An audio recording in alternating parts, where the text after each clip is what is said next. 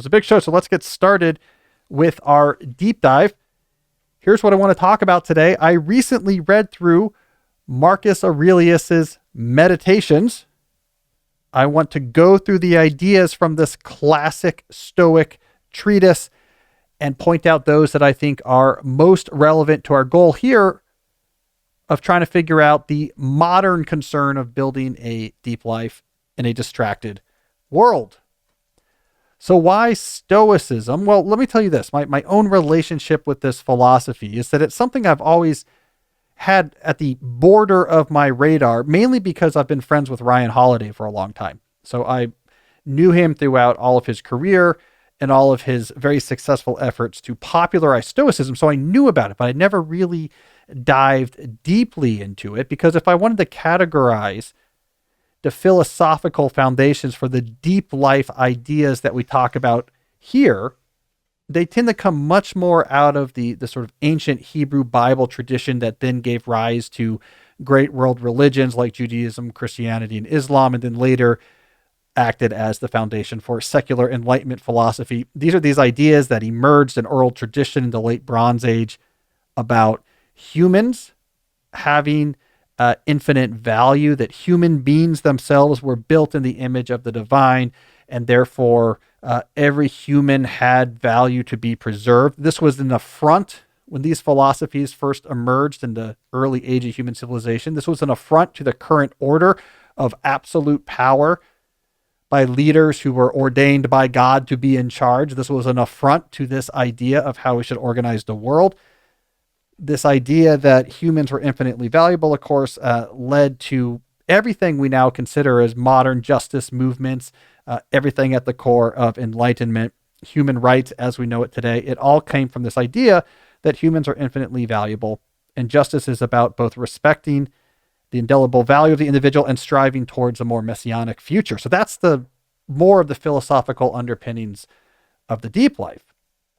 And I didn't know a lot about Stoicism, but what I had heard about it, the reason why I had always kept it at somewhat of a remove, is that Stoicism had this cooler aspect about it, where it really focused on this notion of, they used a Greek term, the logos, this idea that there was an order of things that suffused everything, all of nature. And the Stoics would say, just be chill with it. Why get worked up about things? Just go along with this natural ordained logos, this flow of things. And the concern with that is, okay, this natural flow of things could, depending on who's defining it, also involve strict hierarchies. It could be the natural flow of things that they're slaves. It could be the natural flow of things that different people are quite different in terms of what they can contribute to the world. So it was at odds with this this ancient concept coming out of the Hebrew Bible. So that's why I'd always sort of like, Stoicism is different. But then I read Meditations because, people are really into Stoicism. And what I learned is that critique of Stoicism, though has some validity, is being dismissive, because when you read Stoicism, you see the reason why it is resonating with people is because it has deep psychological truths embedded into it. It has a nuanced, subtle way of looking at the way the human mind operates that people today recognize. They say, yeah, this is right. At least the critique of how we think and the way our mind creates problems and how we should deal with them. These are ideas that also got echoed in Eastern philosophy, also got echoed in modern philosophical movements, in particular second and third wave psychotherapy. This is what I think people are keen into. Not the stability of the logos, and it's very important that we follow this logos structure, but the deep psychological truths that resonate because they seem like they work. This is why Stoicism spread so much through the Roman Empire during the period where Rome conquered the rest of the Mediterranean basin. When Rome conquered in particular Greece and the Near East, and were exposed to these ideas of Stoicism. Why did that spread through the Roman Empire? Why did it spread in Imperial Rome? Because they said, this works. It's why in Rome, which is where Marcus Aurelius was, where he was emperor, where he wrote this book, it's why they stripped down Stoicism to get rid of a lot of that stuff I'm uncomfortable with and focus more on the practical, psychologically realistic way of thinking about how to go through life. And so I'm re-engaging with Stoicism now. There's some good ideas there. So what's the plan then? Well, I took this book. I read Meditations the other day. It itself is divided into 12 books.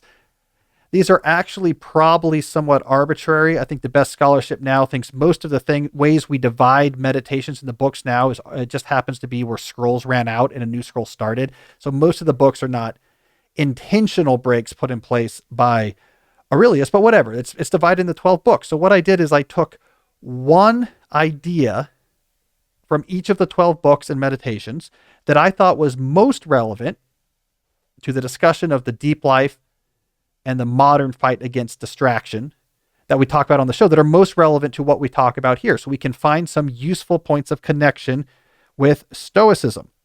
So that's what I want to go through and do. So I'm going to pull these quotes book by book up on the screen for those who are watching instead of just listening.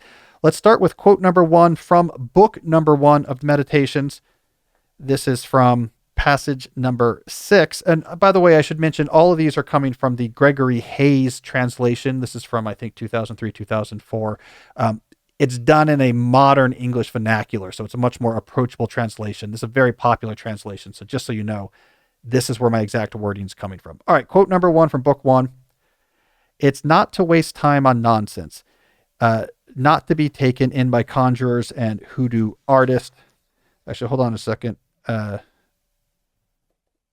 Okay. I'm going to clarify this. So see at the bottom, this is a little bit difficult. Book 1 is different than the other books. What's happening in book 1? So excuse my my pause here, but this is a complicated book. What's happening in book 1, which is different than the other 11 books of meditations, is that book 1, which is titled Lessons in Depths, in book 1, Aurelius is going through a list of people he knows in his life and listing out what influenced me from this person. What traits of this person do I want to remember as being important? So item number 6 that I'm quoting here are things he learned from Diognetus, who was, I believe, a tutor of Aurelius when he was in his teenage years, as a Greek tutor who probably was tutoring Aurelius in more of a Spartan approach to physical endurance. So here is the points that he said, this is what I learned from this particular tutor from early in my life. Not to waste time on nonsense, not to be taken in by conjurers and hoodoo artists with their talk about incantations and exorcism and all the rest of it, not to be obsessed with quail fighting or other crazes like that. So I think the specific quote is useful because there's an idea in here. He's basically saying, work on what matters. Don't get sidetracked by shortcuts or secret systems that guarantee you success. If you just watch this YouTube video on the 12 ways to become an influencer, you're going to be making $100,000 a month. Don't get caught in by that. Don't get completely obsessed with lightweight distractions that do not help you fulfill your purpose or be useful to the world. Do what matters. I also want to point out that the overarching idea of book 1 of going through people in your life and listing out what traits they have that resonates with you, that's another brilliant idea that dovetails nicely with our notion of lifestyle-centric career planning. Clearly identify what resonates with you so you can use that as a guide to cultivating what you do going forward. All right, let's go to book 2. This is line 7 or passage 7 from book 2. Do external things distract you? Then make time for yourself to learn something worthwhile. Stop letting yourself be pulled in all directions. This obviously resonates with me because it's the core idea of my digital minimalism philosophy. When I was working on that book and I was interviewing people about their discomfort with their relationship with their phones, what they focused on was not the content they were seeing on their phone. Their issue was not, my phone is showing me bad things. If we could just change what's on the phone so it's good things, I would be happy. Instead, by far the most common explanation for why their phones were upsetting them was that it was keeping them away from even better activity. It was fine what they were seeing on Instagram or Twitter. The point was it was keeping them away from their kids. It was keeping them away from learning something useful. It was keeping them away from being a useful member of society, being a leader in their community. I think Aurelius gets to this here. Hey, it's Cal here. I just wanted to mention, if you want to have help taking action on the type of ideas we talk about in this show, sign up for my email newsletter. The link is right here below in the description. 2 to 4 times a month, I send out detailed articles about the types of ideas we discuss here. It's the best way to stay connected to me and my audience's quest to live a deeper life. So sign up below. All right, let's move on here to book 3. The quote I want to give here is from passage 9. Your ability to control your thoughts, treat with respect. It's all that protects your mind from false perceptions, false to your nature, and that of all rational beings. Now, this is an idea that I've been thinking about as part of a background project I've been working on for a manifesto that I've been titling In Defense of Thinking. And one of the core ideas of this proto-manifesto I've been contemplating is that in 21st century society, we don't give enough respect to thoughts. We don't give enough respect to how we think, what we think about, how we label things that happen to us or sensations that we're feeling. Our mind constructs our vision of reality. This was a key concept that in my book, Deep Work, I borrowed from Winifred Gallagher and her great treatise, Rapt, R-A-P-T. Our mind makes our world. Our mind defines our experience of our world. Our mind defines the impact we have on the world. We don't care about it enough. So what do we do instead when we don't like what's happening or we don't like what we're feeling? When we feel anxious or ashamed or guilty, what do we do instead is we try to drown it out with pints or bites. What I mean by that is either, substances to drown out the negative sensations, or digital distraction, pints or bites. Aurelius is saying, no, treating yourself and your thoughts with respect. Be very careful how you label things, how you think about your world, what's going on around you, what matters, can make a difference. That is the way to actually live true to your nature. All right, so from book 4, I pulled out passage number 3. People try to get away from it all, to the country, to the beach, to the mountains. You always wish you could too, which is idiotic. You can get away from it anytime you like by going within. Nowhere you can go is more peaceful, more free of interruptions than your own soul. So Marcus is talking about a fairy tale that I think a lot of people like to tell themselves today, which is the solution to their anxiety and their overload and their boredom, their ennui, their shame with where they are in life and where they want to be, is some sort of big radical locational change that just by radically changing the physical details of your situation can radically change your perception of yourself, your perception of the world. Now, there's issues with this. Aurelius is pointing out one particular issue in this quote, which is you need to be able to find peace wherever you are. You do not need a grand change to find peace. This is something you need to cultivate the ability to do regardless of your circumstances.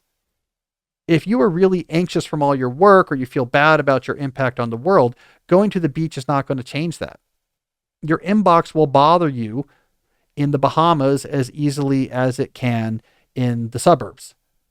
Your discontent with your life does not disappear when you make it to the top of the mountain. It sits there just as it was when you were in your office in the city. So Aurelius is saying these fairy tales are going to keep you from solving the problem because you'll just say, no, one day when I make the grand change, that's when things will get better. And either that day never comes, so you're constantly suffering from these things, or, and I think this is worse, the change happens and it doesn't heal you. And then people get quite despondent. We've seen that all the time. There's another problem with this fairy tale that I'm going to add, which is the logistical details of what's overloading you are completely location independent. So let's just get practical and put aside the anxiety or the discontent with your place in life. The flip side of a world in which you can be more remote in your knowledge work is that remoteness does less to save you from what's making you unhappy about your knowledge work, right? This is a double-edged sword. Yes, it is possible now for you to move to a cabin in Vermont because you can work on an internet connection, but it also makes it possible for everything that was making you distracted in your current location to follow you to Vermont. So again, these are problems, the practical problems you have to fix as well. So Aurelius is saying, figure out how to find peace with your mind where you are. Don't think that'll be solved by a radical change. And I'm saying, Figure out how to solve the logistical sources of your stress and anxiety in your current situation. Don't think simply changing where you live is going to fix that either. So he's really ahead of his time there. All right, book number 5. I want to quote passage number 3. By the way, you'll see the terminology of this. Like, look, this passage starts, not to feel exasperated or defeated. That's a weird start, right? There's no subject in this sentence. And that's because you have to keep in mind, Meditations was not written as a philosophical tract to be read by other people. It was written almost certainly as reminders to Aurelius himself. He's writing down notes to self that he is going to review again and again to help try to keep him on the deep track. That's why you're going to see these unusual sentence constructions. They make perfect sense when you think of this as something you wrote down for you to read, as opposed to a philosophical tract that you wanted other people to read. So keep that in mind. All right, let's go to this quote. So it's a reminder to himself, not to feel exasperated or defeated or despondent because your days aren't packed with wise and moral actions, but to get back up when you fail, to celebrate behaving like a human, however imperfectly, and fully embrace the pursuit that you've embarked on. So Aurelius is pointing out a truth here. Doing good stuff, living in a way that lets you hit that pillow proud each night is hard work, and you're not always going to succeed. What's important is getting back up and keep returning to the path that you know is just and right. There's a deep philosophical and psychological truth in that. I mean, coincidentally, we're recording this episode on the day after Yom Kippur, which of course is in large part all about repentance, or teshuvah, if we're going to use the Hebrew word. It's a huge part of this most ancient of all the wisdom traditions, and then it carries through other wisdom traditions as well, have a really nuanced take on how to seek repentance as you fall away from the right path. They saw it, like Aurelius does here, as fundamental to the human nature. If you want to get some exposure to how nuanced we were in these early days of deep human thought and think about repentance, I would recommend read the book of Jonah. Surprisingly nuanced take on repentance. All right, let's move on. Book 6. This is passage number 33 from book 6. It's normal to feel pain in your hands and feet if you're using your feet as feet and your hands as hands. And for a human being to feel stress is normal if he's living a normal human life. And if it's normal, how can it be bad? So Aurelius is saying, if you're doing what is demanded of you as a human, so again, for the Stoics, that would be living out, what Logos says is necessary and right for you and your position in life, you're going to feel stress. There will be stressful things because you'll be doing some things that are hard. You'll be doing some things that get you anxious, or you're worried about how it's going to turn out. Otherwise, you're not trying anything big. And he's saying that's okay. That's normal. So why label it as bad? It's something that comes. It's part of what you do. It's part of your human nature. Now, of course, on the other hand, you have to caveat this by saying persistent stress can then have the opposite effect. So if you're overloaded, or you've designed your life in such a way that stress is constant, if you're like the Adam Sandler character in Uncut Gems, where your entire life is you're one step away from having your arm broken and Idina Menzel yelling at you, then that's going to hold you back from your true human nature. So you don't want to label stress when it comes as bad, but also you don't want to be stressed all the time. It's a hard balancing act. But writing all these years ago, Aurelius recognized it's important. And I'm just imagining, he was an emperor of Rome. And there's a lot of stress that came with that job, as there's difficult things he had to deal with. And he's reminding himself, this is me filling my human nature, my role as emperor, trying to take care of this country. That's part of what I'm supposed to do. So why is this bad? It's just a feeling. All right, move on to book 7. I just watched a documentary about Idina Menzel. Okay. Yeah, it's a talented, hardworking person. I don't know why I watched that documentary, but talk about slow productivity. I mean, man, a long career. Mm-hmm. Yeah. Not mentioned specifically in Meditations, though. So let's move on. Book number 7. I'm going to quote passage number 56. Think of yourself as dead. You have lived your life. Now what's left, and live it properly. This is classic Stoicism. That's why I included it here. This is one of these classic Stoic exercises. You imagine your death so that you have more appreciation for the life you have left and will resolve not to waste it. Again, an ancient idea, not to keep harping on the fact that this is the day after Yom Kippur, but as all of the Jewish individuals in my audience know, this is sort of the whole point of Yom Kippur, is you're essentially simulating death through fasting and wearing the white that traditionally was part of the shroud you would wear in death. You're simulating death as a way to try to motivate repentance and recommitment to live the life you have left. So this is an ancient idea, a classic Stoic idea, but far from the only people to think of this.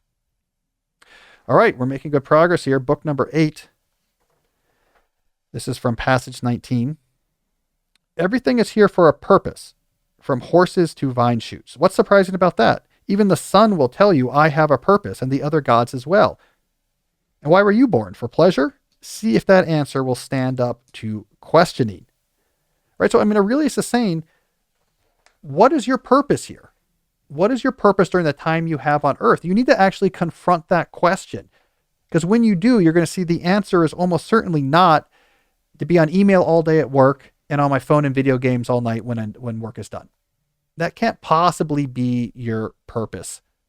And so it's a push to sit back and say, why am I here?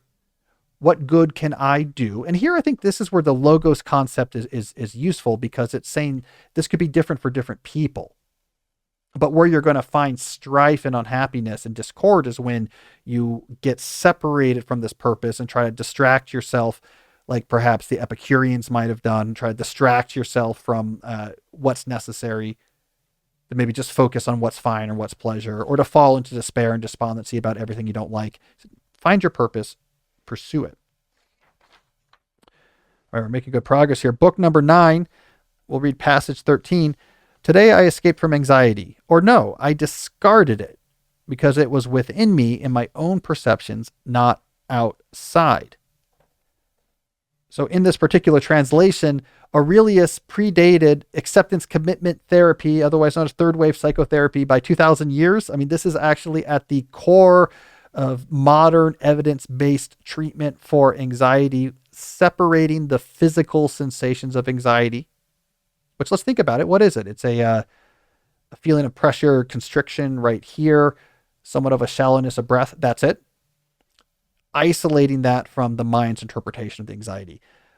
This is untenable. We have to make this go away. We have to remove the stimulus for this feeling. Aurelius was on this 2,000 years ago. Anxiety is a perception. It's the way you label some otherwise unremarkable physical sensations. But anxiety is something I definitely have experience with. That's a story for another time, but Aurelius is right. He's on to something there. All right, here's my quote from book 10. Here's a long one. This is passage 35, but it's an interesting analogy he makes here. A healthy pair of eyes should see everything that can be seen and not say, no, too bright, which is a symptom of ophthalmia. A healthy sense of hearing or smell should be prepared for any sound or scent. A healthy stomach should have the same reaction to all foods as a mill to what it grinds. So too, a healthy mind should be prepared for anything. The one that keeps saying, are my children all right? Or everyone must approve of me, is like eyes that can only stand pale colors or teeth that can only handle mush. Once again, this is Aurelius saying the human condition, when you are pursuing your purpose here on earth, has ups and downs. Bad events will happen. There'll be bad sensations and perceptions that you'll have. That's part of what you're supposed to go through. That's part of life. So to be able to not handle that, to say I have to focus on avoiding bad events obsessively, or when bad perceptions happen, fixate on them, is to alienate yourself from your fundamental human nature. It's like an eye that can't see things unless it's just the perfect conditions. You don't need the perfect conditions to live deeply. You don't need the perfect conditions to thrive. Trust me, in the ancient world, they had all sorts of terrible conditions. Aurelius lost most of his children at a young age, went through all sorts of turmoil in his term as emperor. A really bad plague came through. He had a share of hardships. So the idea that you need just the perfect conditions to function as a human, he is saying nonsense. Whoever has perfect conditions, it just doesn't happen. 2 more books left. Let's do book number 11, passage 7. It stares you in the face. No role is so no role is so well suited to philosophy as the one you happen to be in right now. This comes back in some sense to my notion of the deep life stack. You have to actually have a vision for your life, what you value, and how systematically you're going to cultivate your life around it. This is what he means by philosophy, an intentional approach to your life. He is saying philosophy is not abstract. He's rejecting a lot of the concerns of the Greek Stoics that predated him, who were trying to infuse a more abstract philosophy through many different aspects of the world. Natural sciences, thinking about logic, also thinking about how to live. And he said, how to live is what I mean by philosophy. You have to think about it. You have to have a philosophy or you're going to flail. A smaller example of this in my own work is my book, Digital Minimalism, where I said, when it comes to technology in particular, your relationship to modern technology, there's two groups of people. Those who have a value-based philosophy about how they engage with technology and those who don't. The philosophy group can have a healthy relationship and thrive. The other group is going to have a hard time with philosophy, do a lot of crash digital detox and make their screen, grayscale and ultimately be stressed out and not succeed. You need philosophy. All right, final quote from Meditations from Book 12, passage number 33. How the mind conducts itself, it all depends on that. All the rest is within its power or beyond its control. Corpses and smoke. Again, this wraps up a lot of Aurelius's psychological realism. What matters is how your mind perceives the world, how your mind reacts to events and perceptions. That's what matters, not the events themselves, not the perceptions themselves. So a sophisticated psychological awareness that Aurelius is pushing. You need to treat your mind and how it thinks with respect and care and intention.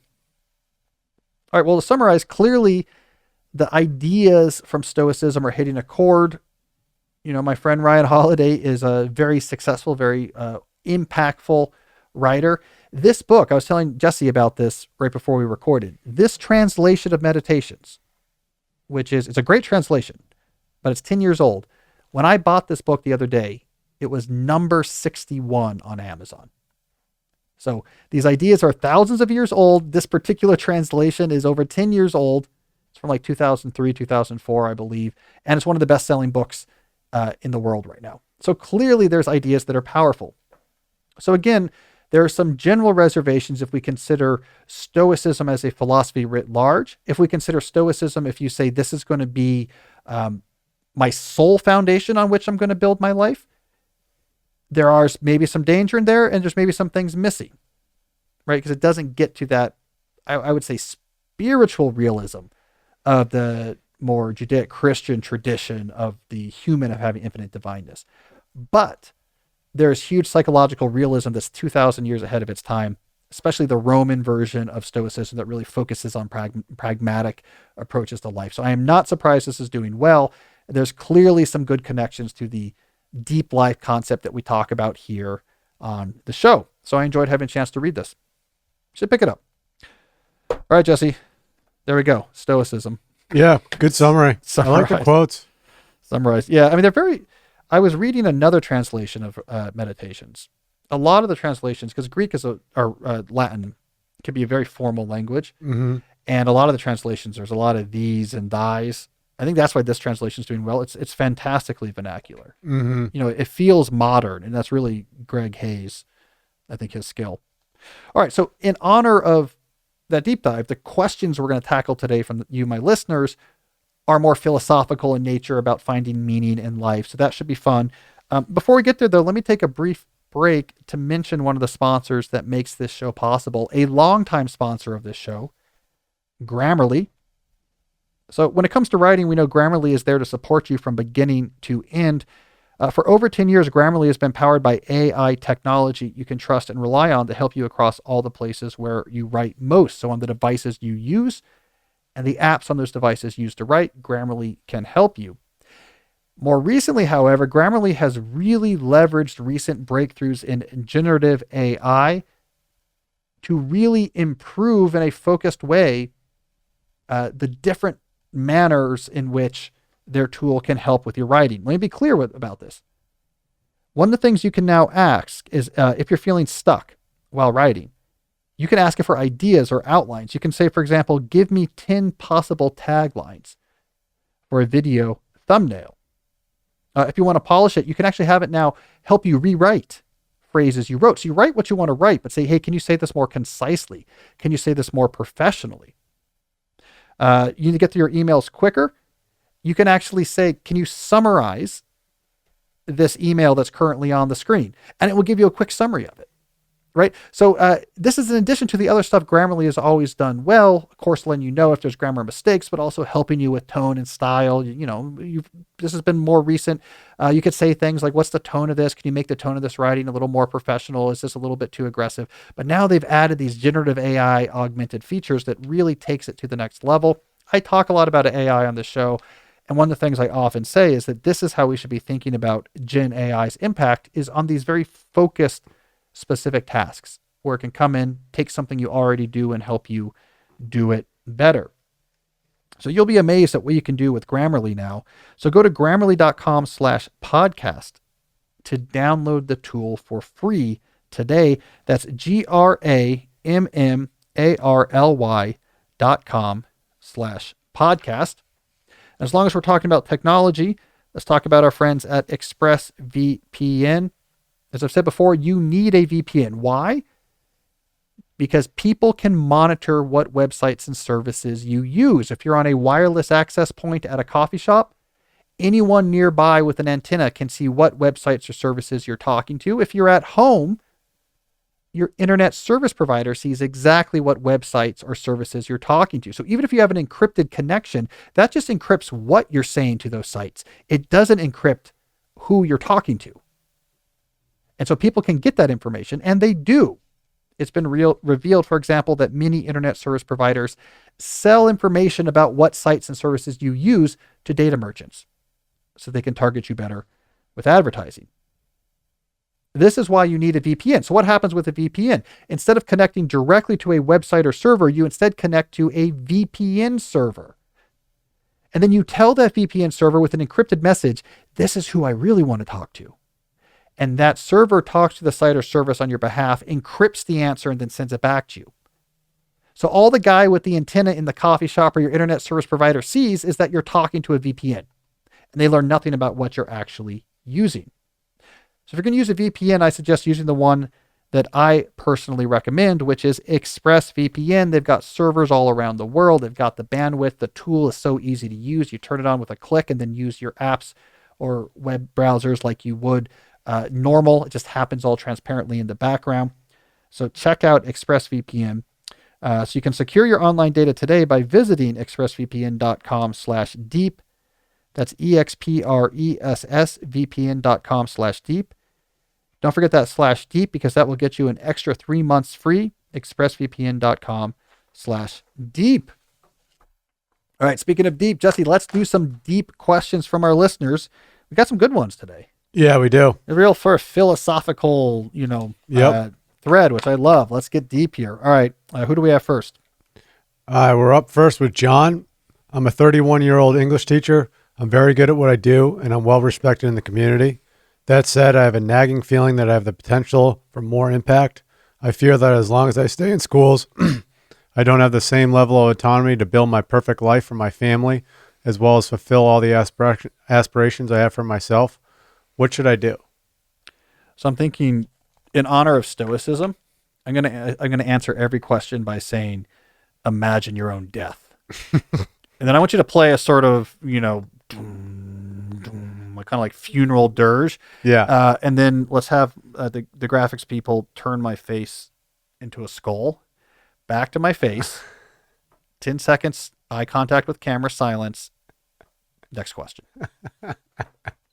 That's my idea of a Stoic pod. This is why I don't podcast about Stoicism, because I would love face turning into skull graphics. I just would want to do that all the time. You should use ExpressVPN because tomorrow you could die. And then a skull comes across my face and it comes back. I mean, I don't know.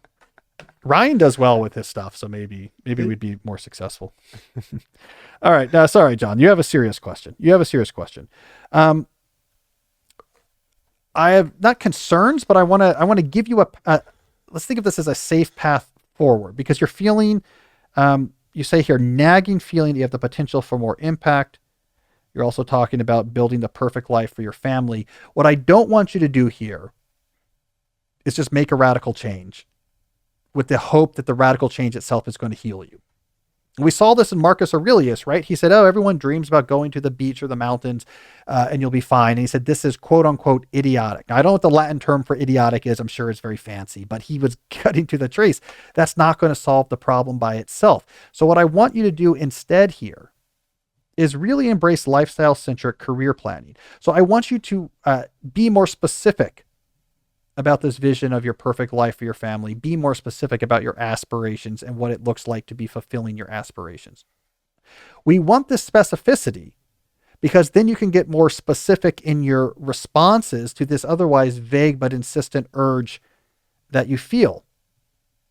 And there's a lot of ways this might go. Like you might realize, actually, there's a way to work with your existing job as a teacher and be very high impact and get great fulfillment out of that. Maybe sand off some of the rough edges of it. You know, okay, I need to find a way to do this where I can have more freedom in the summer, and that's going to require a little bit more financial whatever.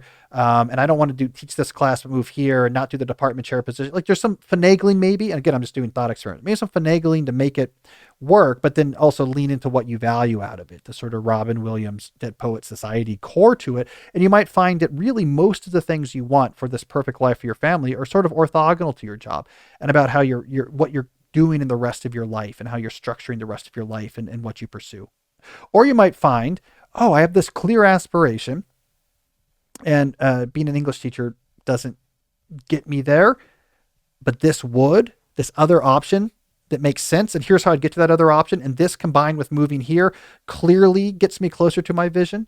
So maybe there's going to be a change there, but specificity is what I want to underline here, because otherwise you're going to quit and, you know, have some idea about doing YouTube videos on Shakespeare. And you're like, Mr. Beast makes $1 million a video. Like I just have to do 1% of that and I'd be fine. And, you know, so you get these ideas and then you want them to be true.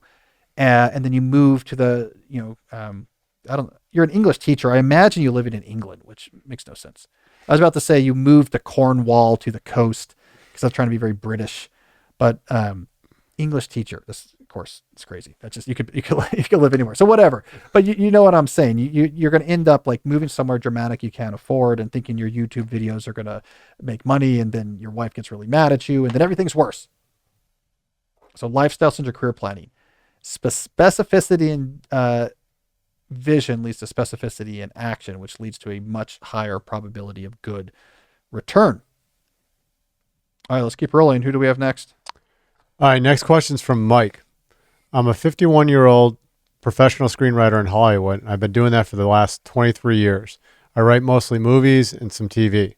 I've had a lot of success in the business, along with a few disappointments, but I've spent the last 5 or 6 years growing increasingly frustrated with my job. In short, I would love nothing more than to find a new career.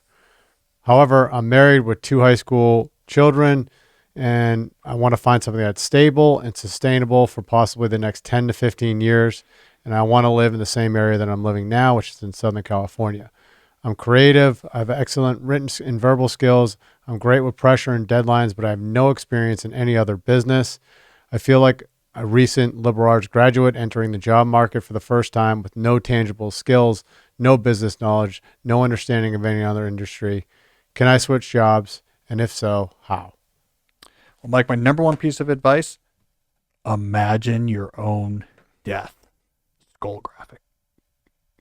Every time. I'm going to do it every time. You're not going to stop me. Jesse, I actually looked up. We have more information on Mike than we said on air, and I won't give any more identifying information, but I did look him up, and I have seen 3 movies that he has written. That's pretty cool. Yeah, he's a successful screenwriter. Yeah, and he's right in the middle of the strike, which is about to end. Yeah, hopefully, yeah. Right now, he's not doing a lot of writing at all because of the WGA strike that's going on. So there's like a dose of realism I suppose I want to throw in here. It's hard to get people to give you money. And you found a way to get people to give you money that requires a huge amount of hard-won skill, which is give me money for writing screenplays. 99.9% of people who do this don't get anywhere near being able to make a living off of it. So you have, to borrow a term from my book, So Good They Can't Ignore You, this core foundation of career capital that was incredibly hard won. And it does give you some big advantages, right? Creative work done entirely autonomously that is so winner take all that the financial rewards of it can actually help you sustain your livelihood. Most people have to be essentially trading their hours almost directly for work. Screenwriters don't. So we want to be very wary about discarding that career capital completely, because it's very difficult to say, look, I can write well. I want to make a good living. People are reluctant to give other people money. So I want to be cautious about it. So I think career capital is our first thing we want to keep in mind here when considering other careers. You want to maximize as much of the existing career capital you can in these ideas. So there's a difference between going to some sort of, media startup that directly will value your ability to write movie and film screenplays at a high level. Even if you're not doing that particular activity, the fact that you can recognize that you can recognize good film and movie screenplays, moving to a company that would respect and is looking for that talent, you're going to have a lot more reward options and autonomy than if, say, you said, I'm just going to become a full-time nonfiction writer, right? Or you're going into a different career, or I just want to go work in advertising. They look for good, communication skills. You don't have any particular skills in those fields yet. So unless you get really lucky, you can't necessarily expect someone is going to give you a lot of money and or autonomy. So career capital is important here. The other thing that's important here, another concept from my book, So Good They Can't Ignore You, use money as a neutral indicator of value. In other words, what that means is when you're considering another option, you need to start almost certainly that other option on the side in a way where you can actually put it out there in the marketplace and see how much money people will give you for it. Will they give you money for your startup concept? Will they hire you to do the service that you're offering? Will they buy the product or view the media that you're producing? You need to use that people giving you hard-won money as a neutral indicator about the value of what it is that you want to build your next career on top of. You can't just ask people, is this a good idea? They'll tell you yes. You can't just ask yourself, do I think this is a good idea? Because your mind will tell yourself the story it wants to be true. You need to see, do people actually give me money for this? And there's a big idea from So Good They Can't Ignore You. And then once the money from this becomes substantial, that you can then confidently extrapolate it to where you need it to be, if and only then do you say, okay, now I'm leaving the main thing I'm doing. Again, the advantage of being a screenwriter is that you have a lot of autonomy to do this. You're not checking into an office where there's a Lumberg-style boss looking over your shoulder, where it's very difficult to work on something on the side. You can experiment with this quite easily in your particular role. So I want to encourage you, yes, if you really are ready for a change and this is becoming dispiriting and there's a bit of a drag going on your soul here, think about making a change, but keep career capital in mind.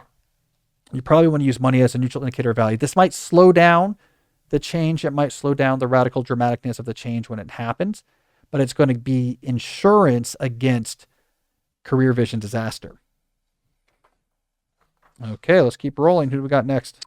All right, next question is from Margot. How do I cultivate personal ambition or a competitive drive? I am reasonably talented. I went to a top graduate program, and I'm a recently tenured professor at an R1 university in a STEM field. I've recently been interested in trying to get a job at a different university, but I feel like right now I'm not an attractive candidate for a senior hire. I'm on sabbatical next year and think it would be great to try my time to build back up my profile, but I don't feel any inclination anymore to push myself, and I feel like I sort of lack ambition or motivation. Is there research on how to build ambition or a competitive drive, or do you have any advice on how I can pursue this goal? First of all, and I'm resisting saying think about death, so be glad about that. I just want to point out, this is such a reality of me and Margot, sort of very narrow field, being, tenure track professors at R1 universities. Look, up front, she says, I think I'm reasonably talented. You know how hard it is to be a tenured professor at an R1 university? That means she, or he, I don't know, this is a French spelling here, so I'm just going to say. I think it's a she. It's a she. Okay, I'm going to say she. You know how hard you have to be the top 0.001% of anyone studying that topic in the world to be a tenured professor. But it's the way the system works. As soon as you're tenured, you look around like, well, that tenured professor is better. And that one got full professor quicker. Like, there's nowhere you can go. There's nowhere you can go in academia where you don't think, man, I wish I was good as that person over there. I mean, Richard Feynman standing on stage in the 1960s with his Nobel Prize. I can guarantee you was thinking something at some point around that event along the lines of, yeah, I don't know Einstein.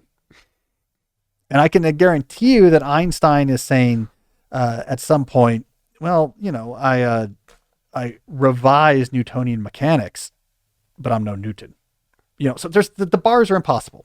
There's no top to those bars. So I just wanted to point that out. Margot, you're top 0.001% of anyone who's ever thought about that topic and is in the job market right now. So you're more than reasonably talented. All right, so you lack a competitive drive right now. I think what's going on is two things. One, your mind's not particularly jazzed by your vision.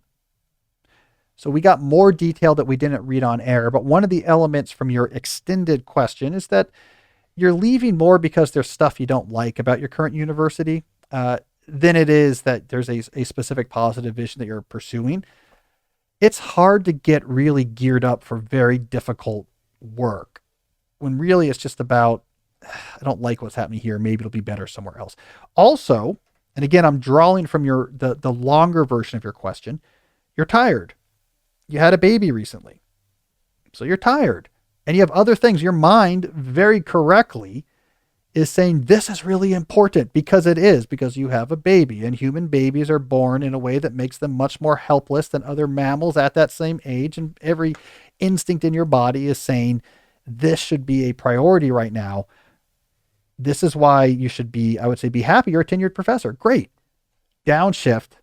Let's focus on this a little bit more for now. The gear shifter goes up as easily as down later when the time comes. So I think those two things are going on. So yeah, you're not just, it's not a problem that you're lacking a quote unquote competitive drive right now for this vision of, I want to move from this university to that. I think it's a plan that looks good on paper, but your mind is not really excited about it. And this is a really hard thing. It's like if you said, if you're an alpinist, and you're like, I want to climb K2, but your heart's not really in it because you have a lot of other things going on. You're not going to get motivation to go do that because it's incredibly difficult and it's deadly and dangerous, and you have to be all in on it. And until you're ready to do that, you're not going to want to try it. So what should you do instead? I don't know. I would recommend, first of all, keeping in mind, life is long. I often think this, days are short, life is long. So, I've had 3 different kids while being a professor on both sides of tenure. And when you're on the other side of them being young, you see this as a very short period, but when you're in the middle of it, you see it as, oh my God, I guess I'm no longer an academic. So just keep that in mind. Life is long, days are short. I would also say, keep in mind, maybe it's a good time to go back to the deep life stack and work it a bit, because most of the deep life stack is non-professional.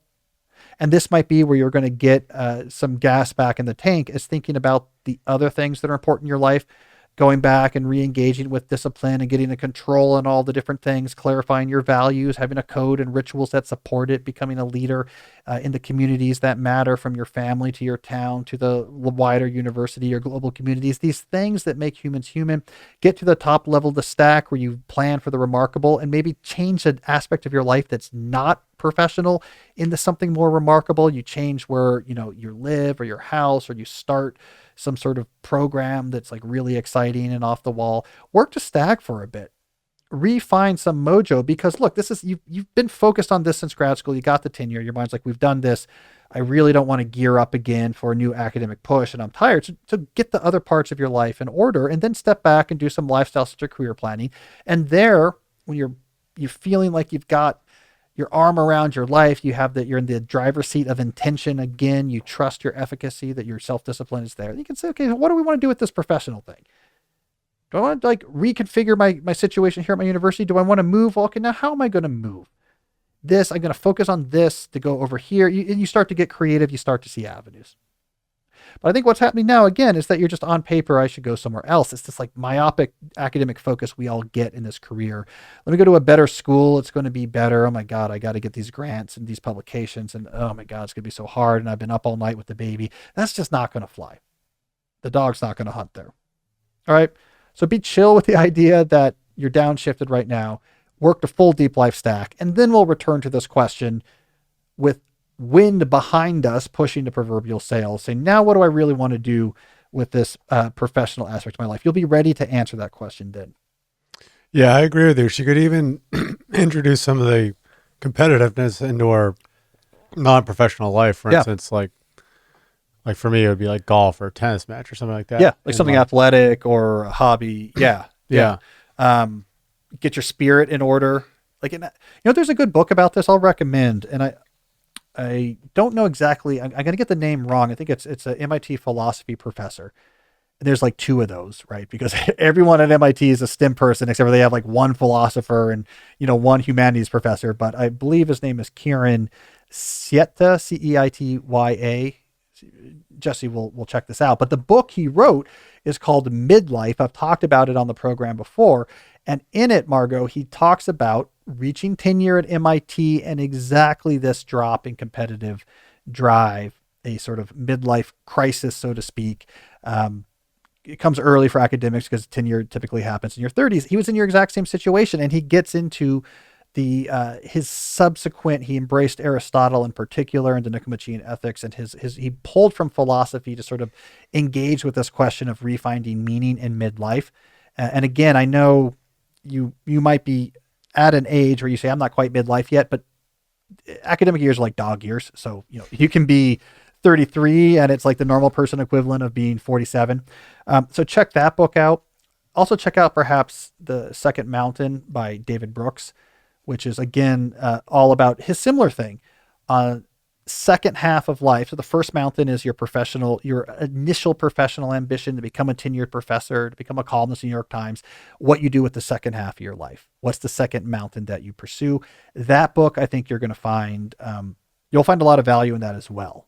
So it's an exciting time you're actually at, Marco. This is not a problem that your mind is no longer completely geared up for, let's write 17 papers this year. Actually, you're at the precipice of something potentially transformative, and you have tenure.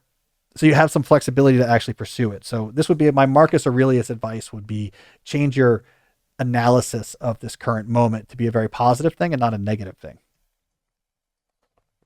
All right, let's do another one. What do we got? All right, next question's from Raphael.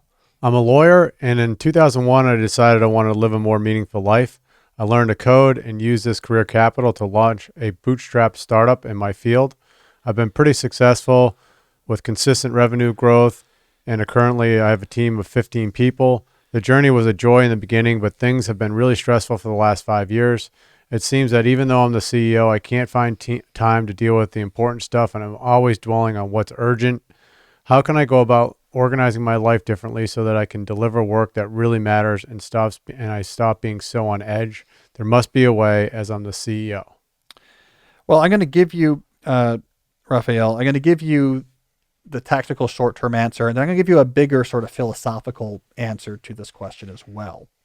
So starting with the more practical answer, there are some things you can do. You should think about bringing on an accomplished chief of staff. This is a useful position. Tim Ferriss actually talked about this in a recent episode of his podcast with Sam Karakos from Level Up. They talk about what a chief of staff does versus an assistant. You could probably use this. A chief of staff can take a lot off your plate. They can come up with ideas and implement. They can be the buffer between you and a lot of other types of information flows. That might be really important for you. You can take a lesson from George C. Marshall, chief of staff during World War II, ran the military for America during World War II. In my book, A World Without Email, I talk about a report of his management style that was commissioned after World War II. This was someone at a service academy, I believe, wrote this report. Because here's the cool thing about Marshall. He was running the U.S. Armed Forces during the largest military buildup in the history of our country, if not the world. And he would work till 5 and would not work past 5. He had a heart condition. His doctor said, don't work past 5. He's a disciplined guy. He said, I'll make that happen. And this paper that I talk about in A World Without Email gets into how did Marshall pull this off. There's a lot of good ideas in there. Two ideas I'll mention in particular is one, he completely reorganized the War Department. There was too many people that could report directly to him. He's like, this is inefficient. He reworked the org chart. So there was many fewer people who reported directly to him. Most people directed to someone who was below him. So there's less people who could directly get his attention. And then two, he had big demands for how you talk to him. And it's a big problem that leaders have today where they say communication is communication. I want to be available. That means I'm agile. That means I have my finger on the pulse of the company. This was like the original idea pitched when email was new.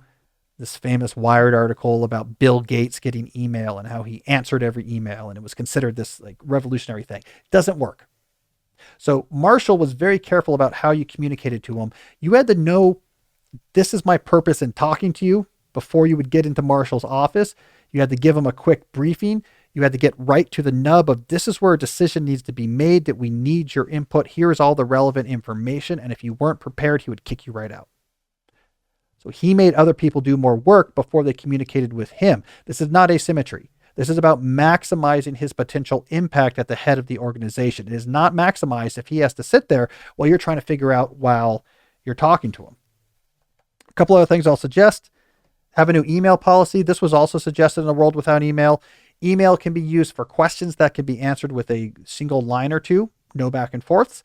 Email can be used to deliver files, right? It's better than printing it out. Email can be used for notifications or FYIs. It cannot be used for back and forth interactions. That has to be synchronous. And how do you prevent this from being a million meetings? Well, you have office hours every day. Come to my office hours. My door is open. My phone is on. If there's someone here, wait till they're gone. Then we'll talk about it. We're not going to do back and forth. I'm not going to be in an inbox all day. Your chief of staff can also get into loop here and keep a lot of things off of your plate. Finally, no meetings for the first 2 hours of the day. That's when you think through strategy and get the important work done. As you said, and I'm going to quote your full message here, you described yourself as the freaking CEO. You can make that happen as the freaking CEO. There's a broader philosophical answer here, however. This is more the road not taken.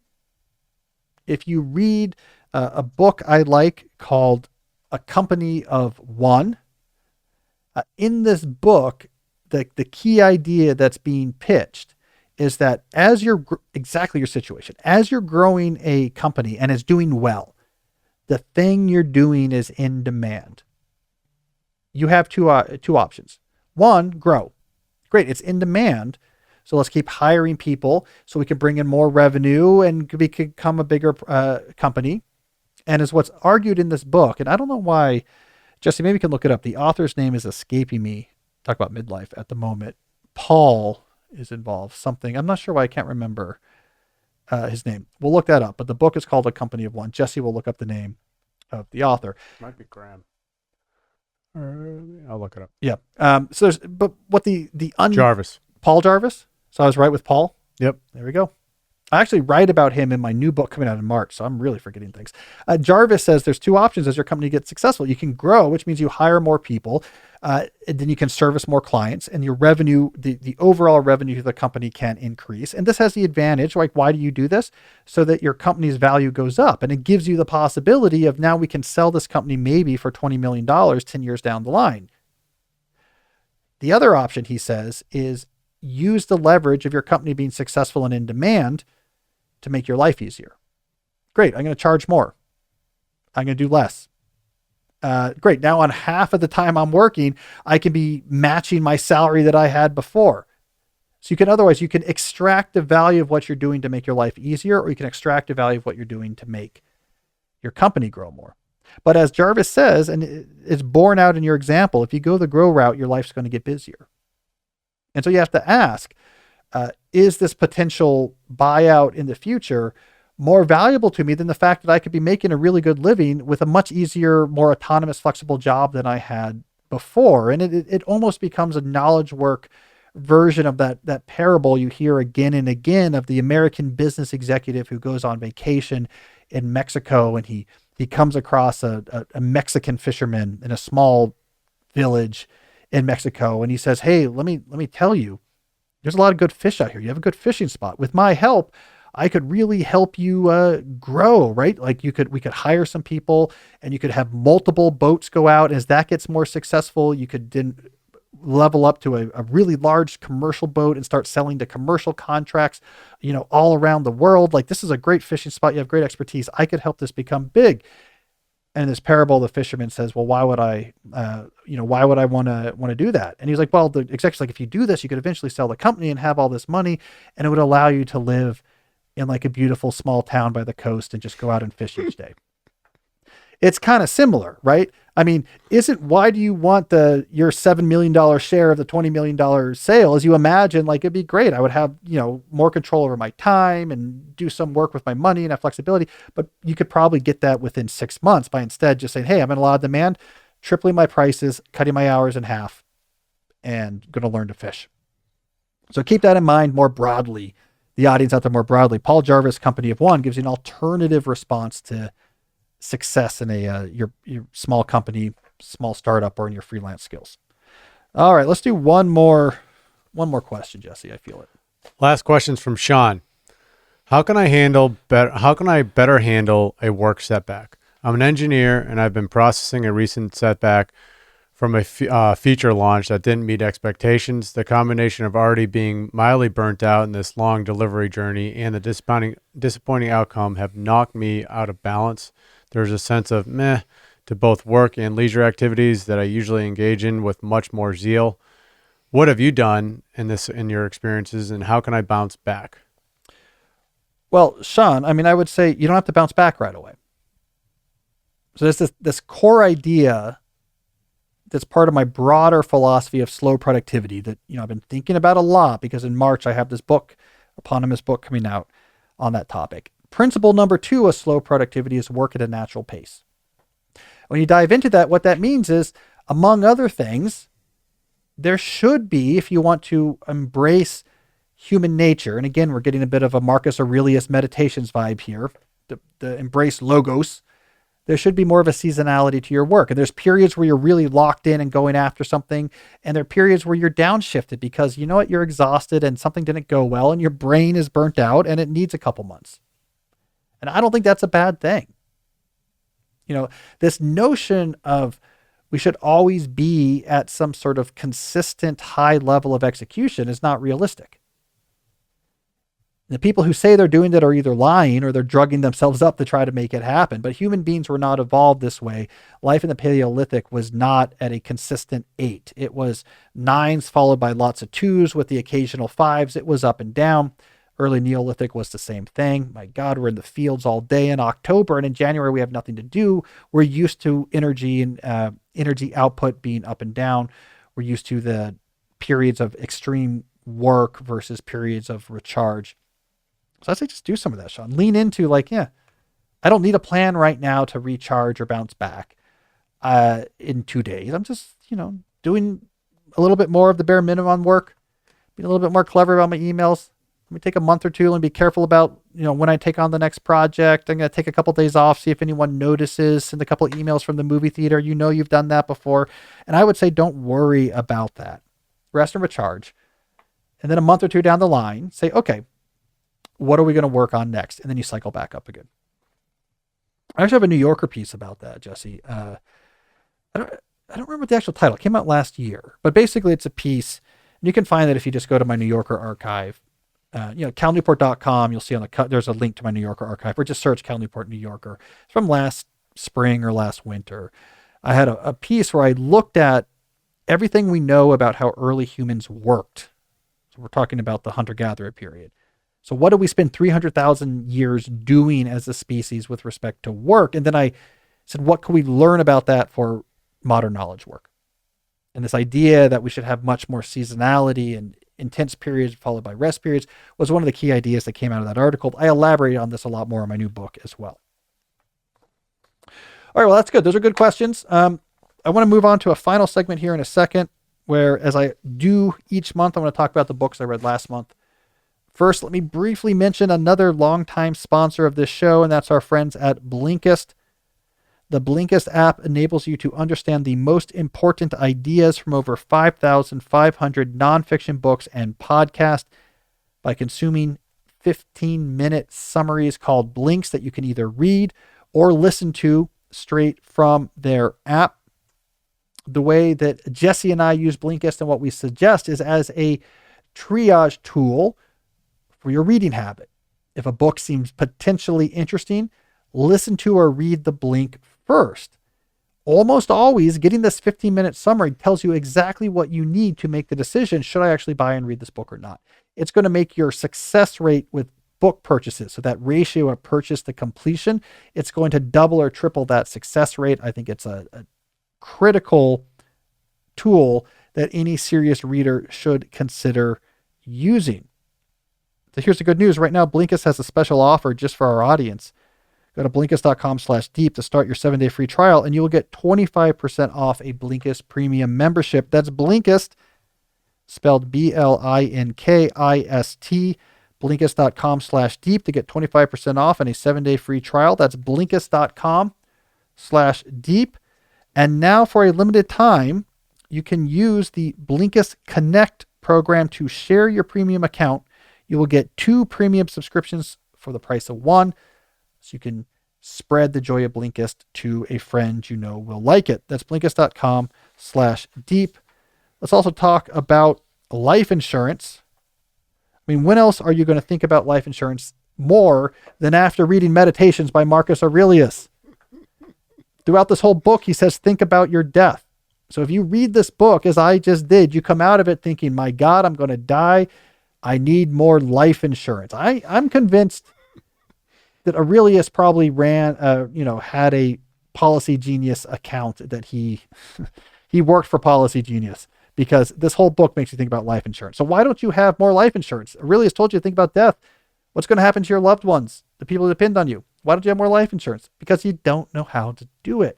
It's a task that's ambiguous, and that means it's a task you're going to procrastinate on. This is where Policy Genius enters the scene, because it makes the process of finding and obtaining good quality life insurance, affordable life insurance, easy. All right. So even if you have a policy to work, you probably don't have enough. So you want to go to Policy Genius, because with Policy Genius, you can find life insurance policies that start at just $292 per year for $1 million of coverage. Some of the options have same-day approval and avoid unnecessary medical exams. Policy Genius's technology makes it easy to compare life insurance quotes from America's top insurers. You just need a few clicks to find your lowest price. It's for parents and caregivers and anyone else who has people depend on them. They simplify the process of getting life insurance so you can protect the people you love. Your loved ones deserve a financial safety net. You deserve a smarter way to find and buy it. Head to policygenius.com or click the link in the description below to get your free life insurance quotes and see how much you could save. Did you see the part in the Isaacson book about Musk with the life insurance and like the PayPal and how Theo was like saying, oh, we could have used that money. Yeah. Then he, for people who don't know, in the Musk biography, tell me if I got this right, Jesse, at some point during PayPal, very young, 25-year-old Elon Musk takes out like a massive, I think it was $100 million, like $100 million life insurance policy on his life as a way to just signal, I'm very, very important to this company, even though we're merged now and I'm not the sole founder. It's a classic move. Jesse just took out $50 million in life insurance on himself. Well, the thing was, in the part of that book, he almost died because of malaria. If he went in a day later, he it's true. And then it turned out. So then Peter Thiel saw that and he's like, oh my God. He was like, maybe it wasn't the best. He might have needed that money. Yeah. Well, I don't want to say Peter Thiel. They're friends now, I think, or at least they're friends after that part. I don't want to say he gave malaria to Elon Musk. I'm just saying, if you get a really expensive life insurance policy on yourself, and then someone who would benefit from that, you get a really weird viral disease, look towards the people who would benefit from that policy. All right, let's final segment. I want to talk about the books I read in September. As always, I aim to read 5 books per month. So what did I read in September? First book, this was something I started early in my summer at Dartmouth because I was alone living near a pine forest, and then I didn't finish it till later. And that was Lincoln Child's latest thriller, Full Wolf Moon. Yes, it is a book about werewolves. It takes place in the Adirondacks. The main character who studies cryptic beast or ideas is at this Adirondacks writers retreat, and there are some grisly killings, and it looks like a werewolf is doing it. Child always brings things back to naturalistic explanations, so you have to sort of piece together what's going on. It was pretty good. Next I read, it's probably my favorite book of the month, The Underworld by Susan Casey. I'm a huge Susan Casey fan, both of her writing and of the way that she left the incredibly busy corporate magazine chief editor roles that she had to move to Maui and just write these narrative nonfiction books that all have to do with the ocean. It started slow. The first chapter is historical. And I'm like, maybe Susan lost her step. It's talking about these early missions, like the Challenger. We're talking about 18th century expeditions, sailing ships to dredge the deeps and figure out how deep is the ocean and what's down there. It's like, historical nonfiction. It's okay. Then she does what she does best, which is it comes to present tense, and she goes on adventures where she meets these interesting characters and lets you into their life and adventures with them. She starts hanging out with, for example, this eccentric millionaire who had a custom submarine built to go to the deepest parts of all of the ocean. She goes onto the ship and goes down in that submarine. She hangs out with the Triton submarine people, and they go on these dives. And once she's meeting interesting people and doing interesting things, it just becomes fantastically readable. Great book. Susan does it again. All right, book number 3, I went back and reread a book that I had first read years and years ago, which was Oliver Burkeman's 4,000 Weeks. I originally read that in galley form because I blurbed that book. This would have been years ago. But I didn't remember a lot of it, so I went to reread it because I thought it would be relevant to a new book idea I'm working on. And it held up. I remembered having enjoyed it the first time, and I enjoyed it the second time as well.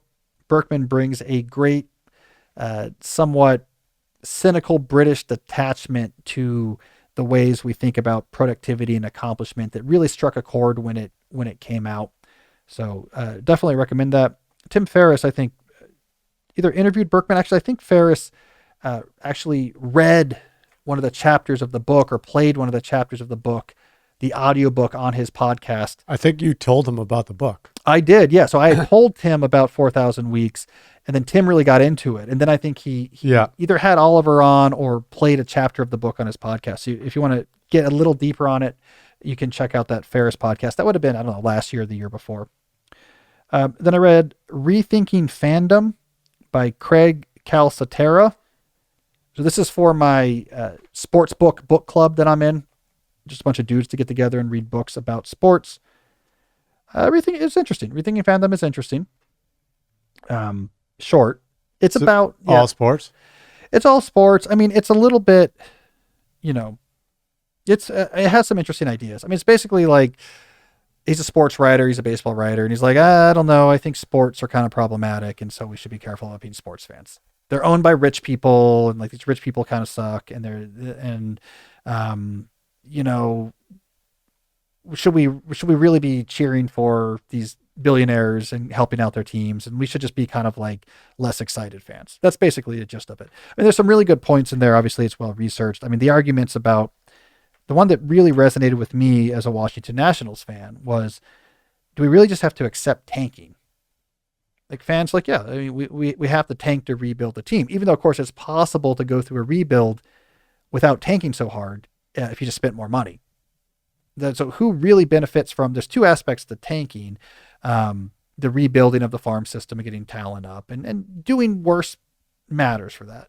But also there's the element of like, let's keep our expenses low during the rebuild period. That's only helping the owners. Mm-hmm. So there's this argument of like, we just tolerate that. Like, yeah, of course, like the learner should not spend money on this baseball team because they're rebuilding. This argument is like, that's good for them. Is it really good for Washington, D.C.? To have a team last year that did 60 wins or less? So that's interesting. Sports book. Final book, a thriller, Great thriller. Alistair MacLean, this is 1963. Ice Station Zebra. A meteorological station on the ice pack near the North Pole has this terrible fire, and they're sending out this distress call, and they're sending a nuclear submarine. The only way to get to it is to go under the ice and then break up the ice near it.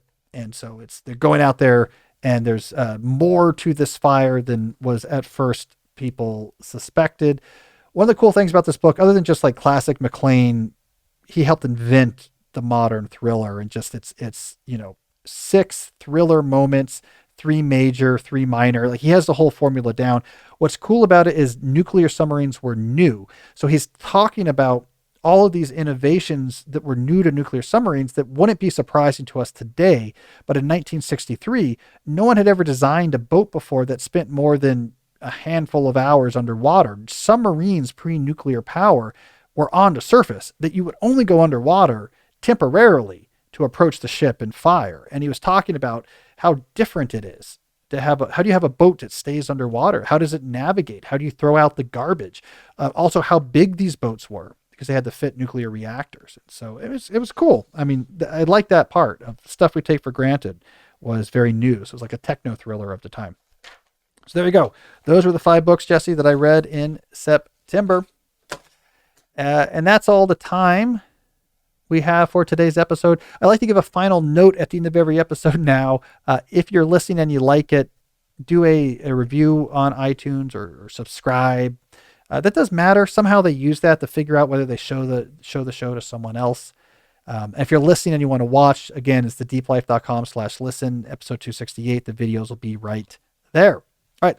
We'll be back next week with another episode of the show. And until then, as always, stay deep. Hey, so if you enjoyed today's episode and our discussion of Stoicism and the deep life, I think you'll also like episode 215, in which I interview master of Stoicism, Ryan Holiday. Check it out. I think this goes to the question that you talk about in your books, which is like, I want to do something great, but I don't know what that is.